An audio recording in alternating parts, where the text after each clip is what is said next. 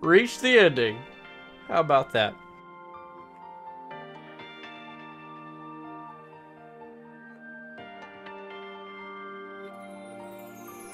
Look at all this! Look at all this! Woo! Look at all these people! Oh great, heater design. Kenji Watanabe. The director, Tetsuya Okubo. Thank you! Thank you, main planner Hideaki. Oh, you know, Faye. We never really got to see much more of her. That's really unfortunate. Yeah, Nokia and Omnimon! Oh, Yuko. Being sad and lonely in her little train atmosphere. Oh, I wonder if Adata's gonna show up at some point. Oh, nope, there's Crusadermon. Bingo Morihashi. Koji Watanabe. Sound is Masafumi Takata. Jun Fukuda. Director, producer, Yuta Matsumoto. Oh, there's Arena. Did she go back to her dimension? I guess she should. I guess she had to. It's kind of odd how they just brought that character in. I guess I didn't really see her enough to think that it was warranted that she just be there, but it was kind of cool for what it was. Oh, there's Adata in his weird hand. Okay, so my honest opinions. Yeah, I grew to love the characters. Love Nokia to pieces. At first, I was like, but you know, like, I love it. Her dedication and her love for her Digimon and just the bond that she shared and like how awesome she was when Omnimon was first formed. Can't beat it. Can't beat it. The only thing I'm a little particularly iffy about is just how long the cutscenes are and how very little interaction you get with your actual Digimon. I mean, if you did a speed run of this game, about 75% of it would all just be cutscenes. You could skip an awful lot of the side quests and only do the red ones. You could get through it really fast. But I mean, your Digimon, you would have to like take some alone time to kind of grow them. But, you know, hey, I didn't really see that much done with the actual Digimon. Unless I force myself to make the time to do it. And the keywords thing, I didn't really feel that. Oh, wait, is that Jimikin? Is that Jimikin? Who knows?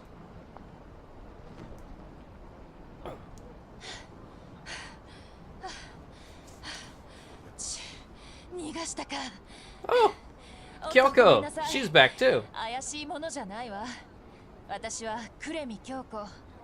I'm not sketchy. Trust me. Anyway, what was I saying? Keywords.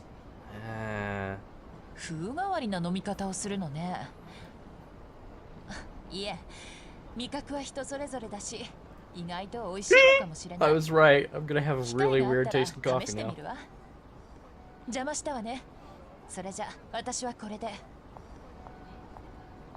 Nice to see you back, Kyoko. いきなりでぶしつけだけど、どこかで会ったことはない？すごく大切な何かを忘れてる気がするんだけど。実は今助手を探していてね。よかったらうちで働いてみない？ Guess I wouldn't have it any other way.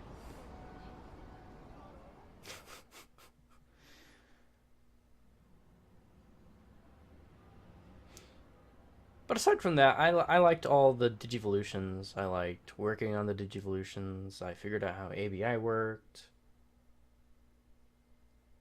I really enjoyed the game. It wasn't the best game I've ever played, but it was pretty decent. But yeah, if you enjoy Digimon, and you enjoy Digimon games, I think it would be wise of me to suggest Dawn and Dusk. I feel like that was slightly more enjoyable. However, Dawn and Dusk has a different battle system than this, so if you've come to like this battle system, I say give it a go. Play it. Anyway, to sum up my final thoughts, this is a good game. It was a pretty decent game. I enjoyed it. I didn't enjoy every aspect of it. Some of the side quests kind of drove me nuts. I definitely do not enjoy the please find my precious item quests from the Digimon. And the fact that they have a higher rate of appearing over the go find these hackers, track them down, and defeat them. It just didn't make it worth it to rinse and repeat. No. Just no. The DLC quests are pretty cool. I really actually enjoyed the one about the cinematic mystery. That one was pretty awesome. It was kind of like eating one of those giant rice cakes though, because it's just like 3 Digimon and then you face off against 3 more Digimon. Yeah, going back to the keywords thing, because I keep ragging on it. Keywords are not bad in and of themselves, they just have a very weak mainstay in this game. In my own personal opinion, I just do not believe that keywords really mean all that much.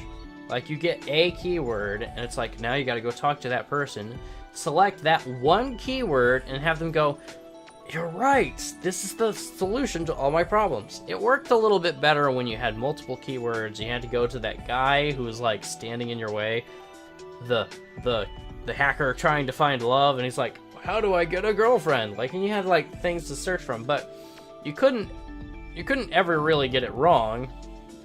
It's just if you didn't happen to have the right keyword, you had to go find the person who had the keyword in the first place, which wasn't really all that difficult. The most fun I had with my hacking skills included I could decrypt a message, and then it would tell me what order I had to put the copy-paste collars into. That one was pretty cool when I did the Valhalla server thing. That was really enjoyable. I think that was a better way to utilize their entire map, because they have like this tiny map, but when you have to go to the different 4 corners of it, you know, it makes it last a while and isn't just something that you skirt right through. A lot of the maps are really, really tiny, and it's really easy to just kind of walk on through and go from fighting a couple Digimon to fighting the boss, and you better be ready to fight that boss, because if you're not, good luck! The hacking skill to make yourself invisible, that was so terrible. You use it one time when they develop it for the first time, and then the only other time you really need to use it is near the end, where like the guards are standing by and they're like, civilians aren't allowed to cross this barrier! So like you have to use it in order to get past them. But like, it seems like they did that just as an excuse for you to continue needing to use it. It's more of a nuisance than anything.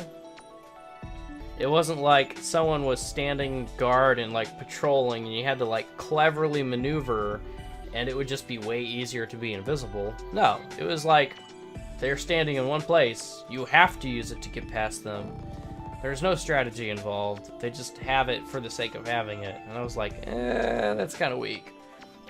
This is gonna sound so bad. I didn't really like Kyoko that much, to be perfectly honest, because Kyoko just constantly reminded me that all my duties were in the real world, and when I play a Digimon game, I want to play with the Digimon. I want to have experiences with the Digimon. I do not like running around in the real world trying to find cases from people so that I can progress the game. And Kyoko, she just kind of was like, by the way, you have to come to the agency. By the way, you have to come to the agency. By the way, you have to come to the agency. And I was just like, ugh. Every time I talk to you, you're just like going on and on and on and on and on about something that's not... It's relevant. The things that she talks about are really interesting and relevant. And if you play the game for yourself, you'll see a lot of the stuff that I cut out, which was her talking about some really cool and interesting things that were historical and have very much to do with the cultural aspects of Japan.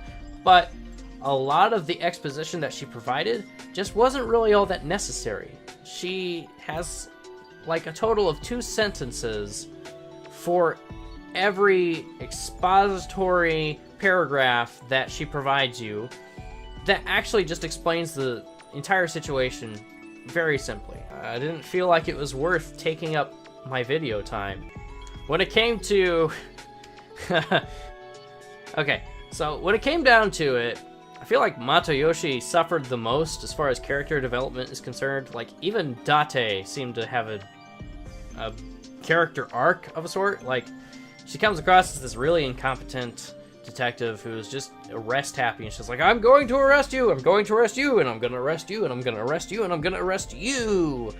And then she, like, shows that she has a soft side, and she really does care about people. It's just... She's just kind of bullheaded and kind of stupid sometimes. But aside from that, I mean, she has a pleasant-ish kind of character about her. Matoyoshi, he's pretty awesome. People respect him. And you kind of get the backstory of that, but he doesn't really get a cutscene dedicated to his main issue, his main goal, and its resolution.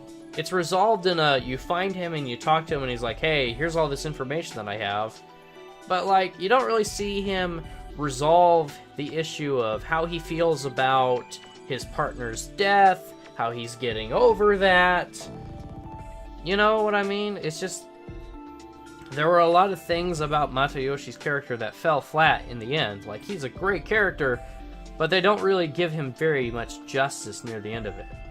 As for the actual Kyoko, the one who is not Alphamon, it was really cool seeing her in the end, because it's like, you get to know her for the first time. Because this entire time, it hasn't really been her that we've been talking to, it's been Alphamon. And even though Alphamon has a similar personality to Kyoko, which is why Alphamon was able to take over Kyoko's body, it's still a very different experience. And, you know, this idea that she has this memory of who I am, and is like, you know, I was looking for an assistant.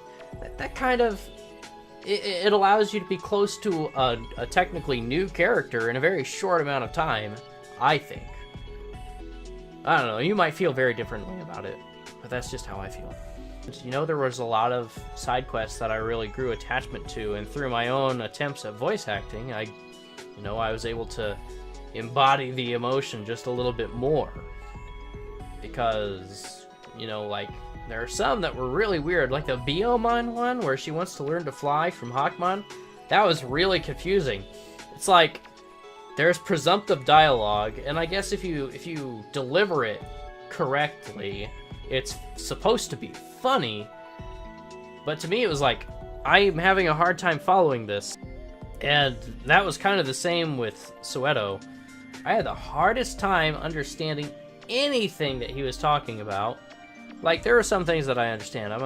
I would like to believe that I'm a fairly intelligent person, but Soweto, good gracious, man, just speak English. I mean, he speaks Japanese, and it's translated into English, but, like, he's like, I have this theory, I have this theory, I have this theory, and I'm like, you're having huge leaps of logic, man. Where are these ideas coming from? You look in a math book, and it's like, line 1, oh, simplify this and this, and then, like, on the next line, you're like, oh, I get it. And then the next line, it's like, okay, that's a little bit trickier, but I see what they did. I know how that line went to that line. And then the next line after that is the answer. And you're like, there's like 3 steps that are missing. How did you get from that to the answer? Anyone who's ever opened a math book and have difficulties understanding math problems and don't have an actual teacher to just say, hey, this is how this works, you understand my pain. You know what I'm talking about. I guess that's my short rantish kind of rambling review on Digimon CyberSleuth. So, hopefully, those of you who have actually watched me play from beginning to end have enjoyed this. If not, I'm sorry. It might be that my disengagement from certain aspects of it have rubbed off on you, and you're like, man, I don't enjoy this either. And for that, like I said, I am sorry, because I really wanted to enjoy this game, and I did for the most part. But it's excruciating to try to balance between cutscene and me actually doing stuff. Because I really like Digimon, and I'd like to play more Digimon games. And hopefully be more instructive in the things that I'm doing. Because a lot of this I'm experiencing for the first time, and you know, it's a new experience for me, and hopefully it's a new experience for you, and we're just experiencing it together, and you appreciate that I don't have very much to say at first, and that we can both kind of we both came up to our own conclusions about the story and how it's progressing, so that when I start talking, you can go, I don't agree with that, or you know what, you're spot on, I agree with that perspective entirely. So I hope that's kind of been the situation with you as far as watching me play this game. So I gotta say thanks. If you watched all 80 some episodes, congratulations. Thank you so much. That's a lot of, like, you know, people say, oh god, there's like 90 episodes, I don't feel like watching this. But like other people who, like, you know, who aren't picking it up from the beginning, who have been like watching it as it's being uploaded, it's probably not as big a deal. But for any of you who have just been like, you know, I'm gonna watch this from beginning to end, if you have, congratulations, you stuck through it. Thank you very much. You took on quite a challenge. You had to put up with me. Put in 3 days worth of gameplay into this game. 3 days worth of time into playing this game, stretched over like an entire month and a half, and you see about maybe a fraction of that. So that's crazy, man. That's crazy. Anyway, thank you so much for watching. Like, for real, seriously. I have friends who are afraid to watch this because it's so long, and I'm just like, come on, guys. You gotta see how cool my Digimon are. My Digimon are really cool. Like, did you see my War Greymon? That guy is awesome. He's so awesome. And Nightmon near the end, he's just like, oh, well, you're dead. Anyway, sincerely, thank you. I'm glad you watched it.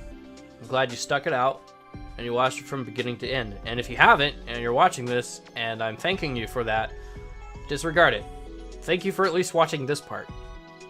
This part's the final part, but, you know, thanks. Anyway, I'll be back with more of whatever it is that I happen to be playing at the time. I think I have something in mind for the future, but for now I'll keep it under wraps. So, stay tuned, keep watching, and I'll see you in the future.